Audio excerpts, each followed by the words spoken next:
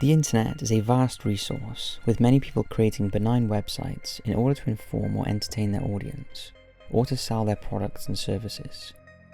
Most people utilize the same group of sites on a regular basis, not straying from what they need or what immediately appeals to them.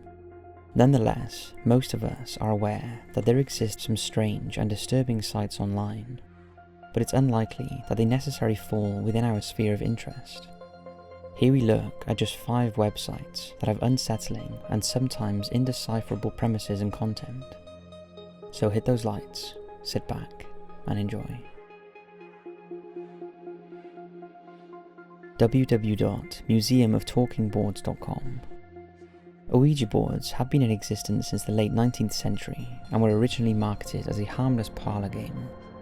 However, a growing interest in spiritualism during this era saw them used in a more unnerving way, as a means of communicating with the dead.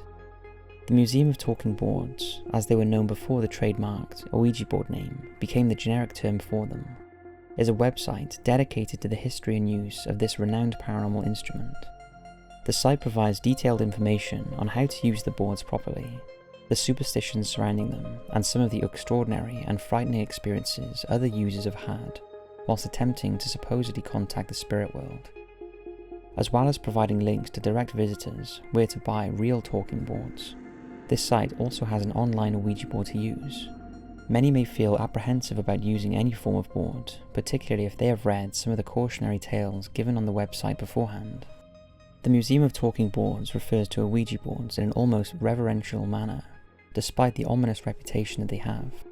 Whilst this is understandable, as the site is run as a business, it still feels a little troubling, as does the variety of online boards, which are easily accessed by any age group. Do you feel that the potential for contacting a malevolent spirit makes the Ouija board too dangerous to use? Or do you think that the stories surrounding them are just superstitious nonsense? Have you ever used one, and if so, what was your experience? We'd love to know in the comments. www.artemmortis.com. The launch of the World Wide Web has revolutionized the way we all shop, with a huge array of items and options to suit every age and interest. But the existence of a small selection of businesses reminds us that some interests are more niche and morbid than others.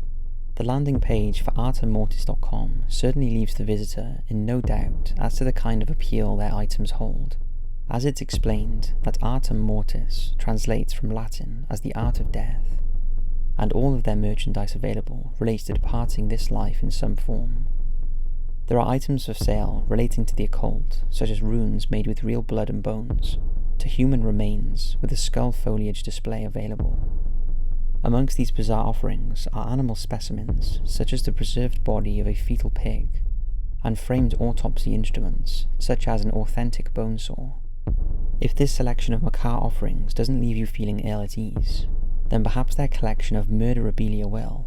This section of the shop offers visitors the chance to purchase items such as a letter from the hand of Dennis Rader, the infamous BTK serial killer, or a swatch of fabric from the garments worn by Aline Wuornos just prior to her execution. Whilst we understand being interested in serial killers and assessing their behaviour and crimes in a manner which doesn't overlook the pain and trauma they have caused to the victims and their relatives, the sale of such items could make some people feel uneasy. Though the site assures that the criminals and their families do not financially benefit in any way from the purchase of this memorabilia, it could be argued that selling anything associated with these notorious murderers sensationalizes these already notorious figures, raising them up to an almost iconic and celebrated status. What do you think?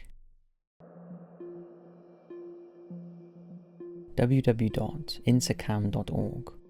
By now, most of us are aware that cameras capture our movements in shops, restaurants, on public transport, and in some cases our place of work.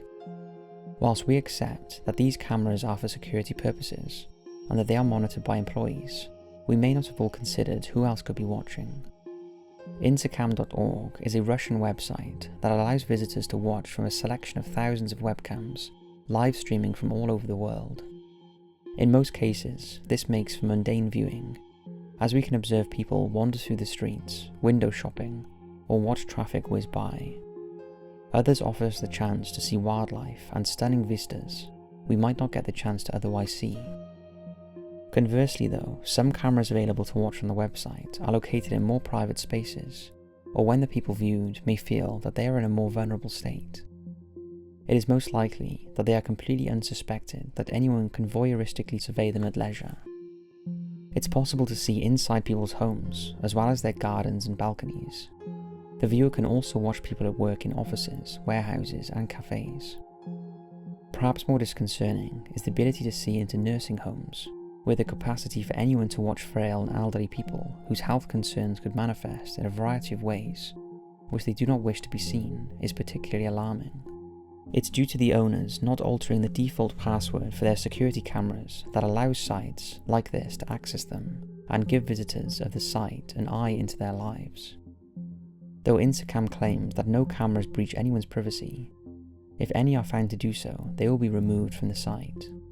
It's easy to see that some already do, and it's doubtful that all subjects of the webcams are aware of it. The fact the website have incurred criticism before for having links to cameras that allow the viewers to observe partially clothed women only makes this website even creepier. www.planecrashinfo.com. If you're a nervous flyer, then this is certainly not the website for you, and we'd suggest you skip this topic. The name of this site encapsulates exactly what it's about: a comprehensive catalogue of information regarding aviation disasters. Whilst the homepage provides details about recent crashes that have occurred, it's possible to search for specific crashes, as well as view data and photographs of crashes over the years. There is even a breakdown of all the major airlines and how many crashes they have had throughout their history, as well as lists of the worst crashes, accidents that have occurred due to unusual circumstances, and crashes that have involved famous individuals. What is perhaps the most profoundly sad and distressing content of the site is to be found under the last words section. Here reside transcripts of the final conversations to take place between the pilots of the doomed planes and the air traffic control staff. To compound the sense of tragedy, some of these incidents also have links to the audio recordings of these last exchanges, and it's heartbreaking to listen to the fear of those on board and the tone of despair in the voices of the ground crew. Though the website maintains a respectful tone, and we are in no way faulting that, it is disturbing material to read and listen to, and stays with you long after you've encountered it.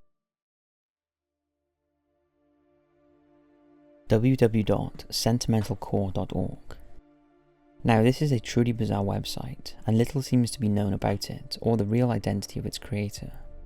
Sentimentalkorg.org offers up a selection of videos and songs created and compiled by an individual who goes by the name of Randy Prozac. The videos consist of distorted voices, strange animations, and people wearing an assortment of masks and odd disguises. The content uploaded to the website focuses largely on the perceived brainwashing of the masses, the corruption of the government, the Illuminati, the illusion of free will, and the brutality of human nature.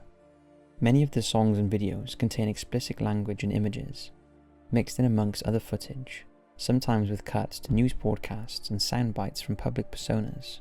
The overall effect is bewildering. Here is a brief excerpt to give you an idea of what you can expect to find on this site. Yes, the same military programming, over and over and over, like being strapped into a gurney in an MK Ultra laboratory, in the sleep room with Dr. Cameron. Oh, I remember that. I remember those days. Oh, we should all huddle together like rats. And then we'll all sit there together and go, oh, I remember the past. Back when it was safe. Back when we were closer to being inside of the room. Crawl back up inside, psychologically inverted by military think tanks and psychic denial-mania. And we'll be on our knees at all the gods and goddesses of complete degeneration and psychological deterioration and mind control throughout the eons. One day you and I will have to go to the bar together, and we can ride through Dr. Callan's research together. How close? It's difficult to know how much of the site is meant to be humorous and how much is a serious statement by the creator, due to the conflicting messages the website gives. For instance, on one page, there is a proclamation that no transphobia Islamophobia, sexism, racism, ableism or hate speech will be tolerated, but many of the lyrics, messages and links to material provided on the site feed into these distasteful areas. Was sentimentalkorg.org merely created as a joke to shock and intrigue? Or is it the meandering thoughts of a truly troubled mind? There is an interview with the mysterious Randy Prozac, in which he or she confesses to using brain-altering frequencies and infrasound on the site. The responses given to the questions posted in the interview consist of rambling, semi-coherent thoughts, and reveal a sense of contempt for society in general. This fails to dispel the sense of unease generated by this truly unsettling site, which will no doubt continue to perplex and disconcert visitors for some time yet. So that's 5 disturbing websites that, although we are not suggesting you view, we know most likely you will view at least one of these. Out of all this video, which of these did you find the most troubling? We hope you enjoyed the video, and as always, we'll see you in the next one.